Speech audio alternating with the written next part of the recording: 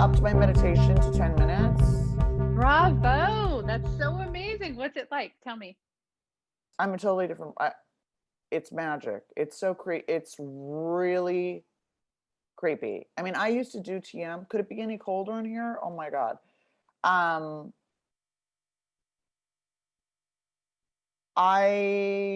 It's better than medication. I mean, I hate to say that. I've been on medication forever and I had done TM and everyone could tell. No one could tell when I hadn't taken my meds, but they could tell when I hadn't meditated. My roommate could. And she was so stunned by the difference in my behavior and reaction that she studied it and has never stopped. Of course, I stopped and I was like, fuck this. And then I didn't do it for like 6 years and was just bananas. And then you were like, this is part of it. And I was like, ugh.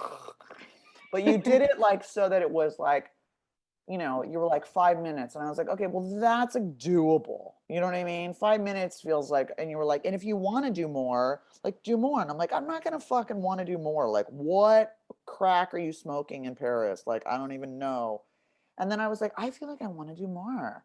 And so I started doing 10 minutes. I know, you're magic. People keep talking about like, oh, it's COVID. I can't date. I can't go out with people.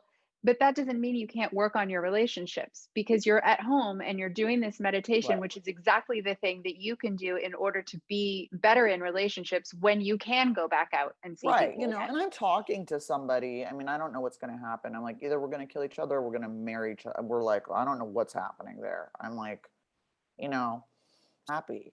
Like, I just feel like, oh, like weirdly happy and nothing's changed. I'm still alone. I'm still broke. Like, I'm like, do. Universe has my back. Like, it's okay. Like, I'm in acceptance. And I'm like, huh? So it's really weird. I inspired my dad. My dad is like, well, you're inspiring me. I'm going to try it. And everyone's like, really? And like, I posted about it. Yeah. So thank you for that. You're welcome, honey. I love Yeah. that. I Yeah. love It's that. like real. I wouldn't have done it if you hadn't. I'm not, again, without like promise of like reward or threat of punishment, I do nothing.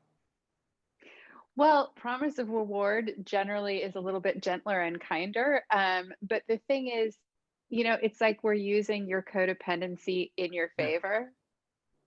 Right? I'm like, I want to please her. I At know, long totally, last. right? I'm like, I need to do what she says. I know, right? Yay. Working. I know, it makes me a really good student and it makes me a really good sponsee too. I so relate. I did this writing workshop with Rachel Resnick. Do you know Rachel Resnick? I know that name. She wrote Love Junkie, a memoir. Oh, okay. Hi. Yeah. Yeah. I Yeah. didn't read it, but I was like, that sounds a little close to home. I don't want to Well, read that. yeah. All right. I love her. And so anyway, I was doing this workshop with her and she nicknamed me A plus because I was the only one who always did all the homework, mostly because I was just like, do I Hilarious. get a gold star? Oh my God. Right? I'm Yeah. totally the same. I Yeah. know. I used to be So like all like fuck you, and now I'm like, did I do it right? So, um, the stuff that I found was interesting was the stuff around femininity and masculinity and that stuff. okay. What we're socialized to do, what my expectations of myself are, what my expectations of what a woman should do or shouldn't do, or men. That to me was really interesting to look at. Okay. Um, Yeah. Okay. So I mean, there's a lot to unpack here. So if we're looking at that sort of like, yeah, beliefs and expectations and roles in mm, society about like what makes a woman, what makes a man, um, obviously every human being has both aspects, of and we course, know that, of you course. know, we know that, and yet many times we go out in the world as if we don't know that, and there's all kinds of messages that we receive um, about that from the universe. I mean, I remember too, television. There was that commercial when we were kids for a perfume called Enjoli. Hmm. And it was this, I can bring home the bacon, fry it up in a Oh pan, yeah, right? yeah. And I'll never, never let you forget you're a man, which is Right, obvious sexual connotation, right? right. So, so that advertisement is basically saying I can be the man and the woman, Right. which is a narcissist, basically. So not such great messaging for us, you know, and to feel like I have to do it all, right? It's a lot of pressure, both for everybody, no matter how you identify, you know, in terms of gender identification. Um, but it also messes up a lot in relationships, and this is part of, I think, the challenge of our generation and generations to come after us as well, is redefining those roles. Because in the Right. 50s it was very clear, you know, 50s 60s, very clear, you know, the man goes to the work Right. and the woman takes care of the kids. And Now it's like really like confusing and blurred and open and all that kind of stuff. But it's like, I mean, I was told very early on and got the message very early on from men in my 20s that I was too much like them. I was too aggressive. I was too masculine. I was too intellectual. I was, and so I went through a period. And again, I think part of that is being raised by my father and not having a mother to model any kind of femininity. She, especially and she was working all the time, and then she moved to Mexico when I was 13, which is like right when I needed her, like during mm, puberty. You know what I mean? So I had to go mhm. through puberty and all of that stuff with my dad. It was really awkward. I don't know how to do a lot of the stuff that like women are supposed to be able to do, like, housemakers or I'm not graceful at all, like at all. I'm really crass. You know what I mean? I'm very aggressive. Uh, I swear a lot. And I went through a period in my earlier life where I really tried to fit the mold and Okay. be what I thought that society wanted me to be as a woman. What was that like for you? It felt like wearing a costume that didn't fit. And eventually, as I got older, uh, and especially now, I'm just like, I'm, uh, I am who I am. I couldn't. It didn't feel authentic to pretend to be aware that I wasn't. I would love to be one of those glamour pusses that's always like perfect with the perfect makeup and the perfect nails and the perfect hair, and who's like that floats into a room and can cook up a 5-course meal, and her house is like that. Just I'm not that person. I'm just not that person. Like I need a wife. Like I just like Right. Right. But here's the question: is anyone really that person? That person you just described? I know some women who are pretty close, Yeah. to be honest. And there was a period where everyone's like, you need to read the rules.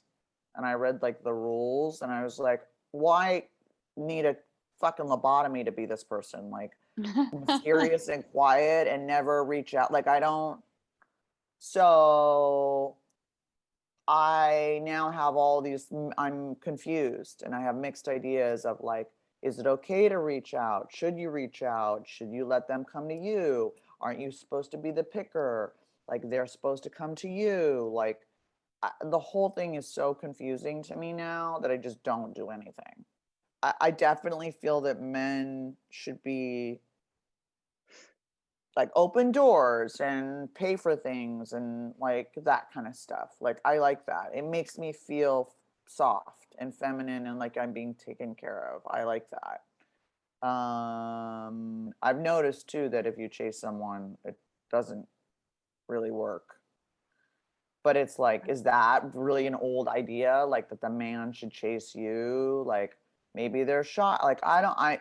I'm so confused about it. I mean, so someone was like, "This, are you single and looking?" And I said, "Well, I'm in relationship coaching, and I want to kind of finish this before I sort of get involved." But who? And I mean, someone much younger. And he Hmm. was like, "Well, he's looking for someone mature." And I said, "Well, I'm old, but I'm not mature." It's like he's like 33. I'm like, he could be my son. I mean, like, I really like. I mean, I get that I look young, but like, And he's like, he will fuck the life out of you. And I was like, like, I don't, that sounds hot and terrifying at the same time. Like, I'm not sure. Like, you know what I mean? Like, Yeah. I'm like, the bitch hasn't even messaged me yet. Okay. So he hasn't even messaged the life out of me. So I don't know, like, what, you know what I mean? So I don't know what to do. So let's talk about the male female, masculine feminine, yin yang thing. First, I like to say the go and the flow. So Okay. rather than saying masculine and feminine, can we say the go energy and the flow energy? Because really Okay. it has nothing to do with being a man or a woman. Because Right. like we talked about, we both have aspects of both sides, as it were, both energies are within every human being, right? And I And can be really maternal and feminine and caretaking and all of that. And then I can also really handle shit. Depends. You know what I mean? And I want a partner who can do the same. yeah, Who, you know what I mean? Who's like, okay, you're in this state, I'm gonna fucking handle it. Or you need me to soothe you. Like, you know what I mean? That kind of stuff. absolutely. And that's part of when it works in a relationship, that's exactly what's happening is Right. we're taking turns, essentially, you Right. know? So when, one thing I just want to say is you're no less of a woman because you're comfortable with your go energy. That doesn't, it Okay. is Okay. your birthright. You are feminine because you are a woman, period. That is Right. all. So the next time someone tells you you're too masculine, you can just give them a big, Fuck you. yeah. I don't know. I like how you round, like you fucking hit the, like, you ground it, you like hit the little grinder, Right. cranked it up. Yeah. No, I But, mean, I mean, people think I'm a man on the phone sometimes. And when I lived so in Paris, it was all the time. They're like, Monsieur, hello, Monsieur. And I was like, Jesus, I've been called Monsieur on the phone too in you France. know. I don't know what's up with them. That said, um, when we're dating, if we, because what you were talking about is you like being in your flow energy when I you're like to be dating a man. pursued. Yeah, I like to Yeah, be, and you, I will respond. right. And I will actually, it brings out a different side of me, a softer side. Right. Like if you're really in your, if they're really in their go energy, I'm very feminine and very, like, you know, Exactly. I yeah, do. Because what I'm hearing is that you need someone who's more of a man than you are. And yes, I exactly. relate. And there's Yeah. a lot of us out there, because there are Right. a lot of badass women in the world. I'm And weirdly turned on when someone kind of calls me out on my shit. It's like, yeah, just like, sit down, shut, Amy, be quiet, sit down. yeah, I'm, it's I'm making the plans. Like, sit, stop. right. I'm It's like, because you need a man, right?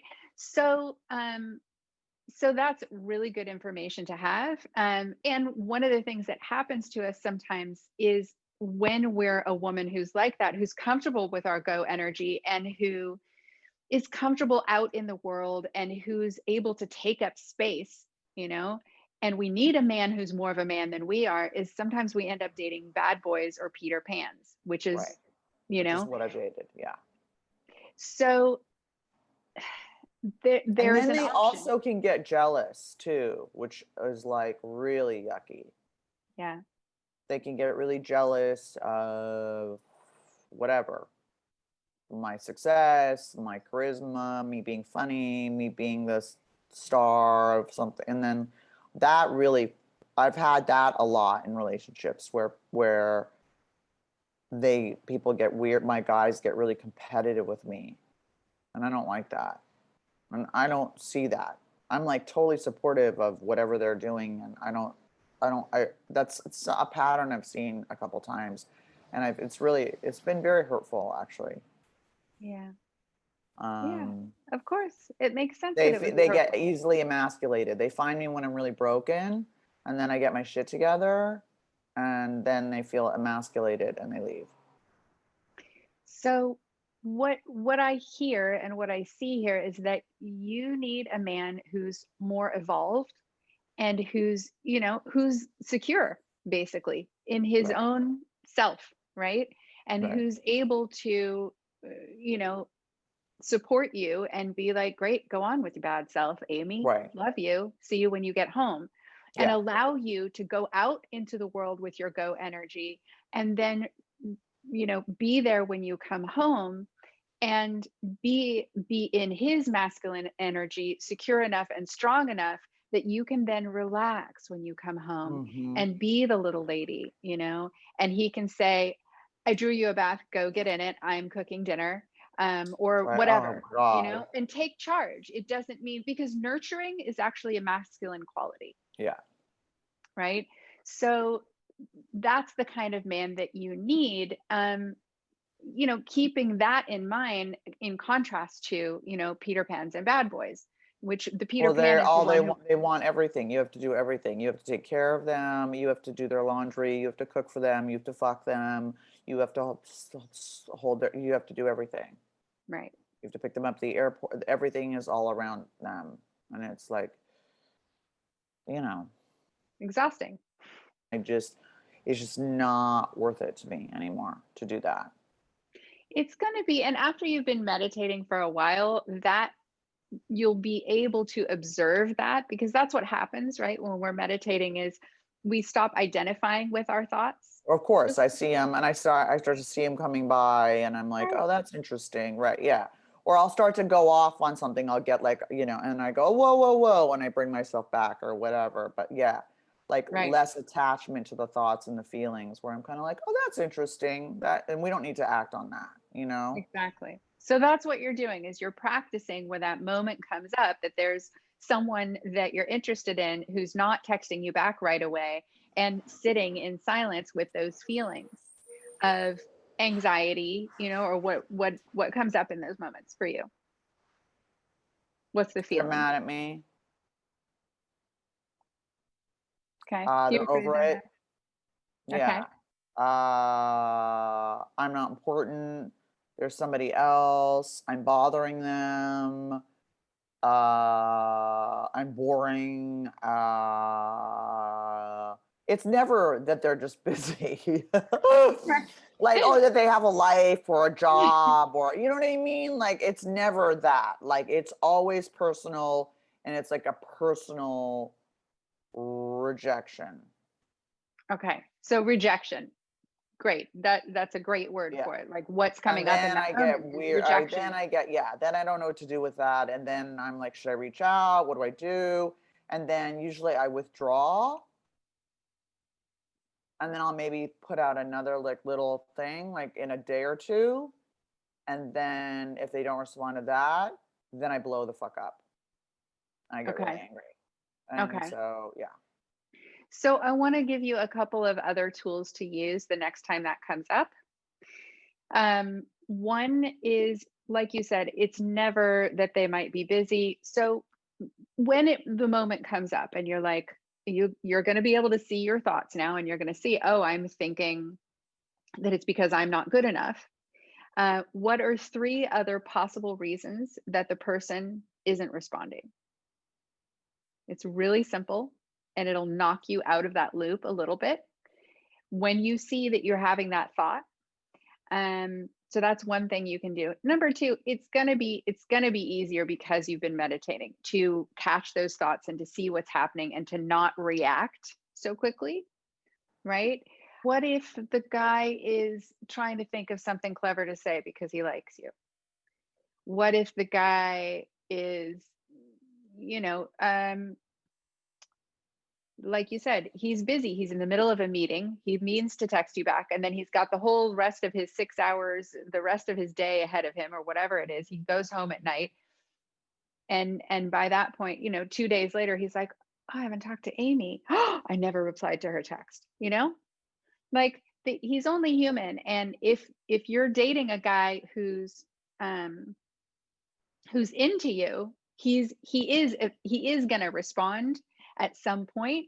But hopefully, if you're dating the kind of guy you're talking about that you want to be dating, which is a guy who's secure in himself, which means he's living his dream rather than trying to achieve it, right? Then he's gonna have a fucking life. So you think of three reasons why, other than I'm not good enough, why he might not be responding to your text immediately, and then you go on with your life, right? But the other thing about that is certainly once you begin dating someone, you communicate what your needs are. Right. There's nothing wrong with that. To say, Right. it would feel really good to me if you could respond within a couple of hours when I text you, Right. right? So it's not a demand, it's a here's what would feel really good to me. Right. If he likes you, he's going to do that because he wants Right. to make you happy. He wants to please you. He wants to make Right. you feel good. I want to change so bad. And I just, I kept going, it's them and men suck. And it's, and I just went, a pattern's following you. There's something you're doing. You're in LA. There's a lot of people here. Yeah. This is the Like, this is the moment of clarity that you you've been waiting know, for, sweetheart. yeah, I was just like, you know what? Let's take a look at this stuff. Like, can we change who we're attracted to, or at least not act on that attraction? Go, oh, there's a red flag. Like, bye. You know what I mean? Yeah. And it took a place, just getting to a place of just so much pain. And also, like I told you, just doing nothing, just being celibate and not dating for 3 years and thinking, then I'll come out and it'll be fine, it'll be fixed. And I was like, oh, I have the exact same shit I had going in. Nothing's changed. Yeah. So I have to do work around this or it's not going to change. And so I'm like, okay, let's do the work. Yeah. And you're doing it and you're already changing, honey. It's Oh, already starting to happen. Yeah. The moment you said yes to me, it started to happen.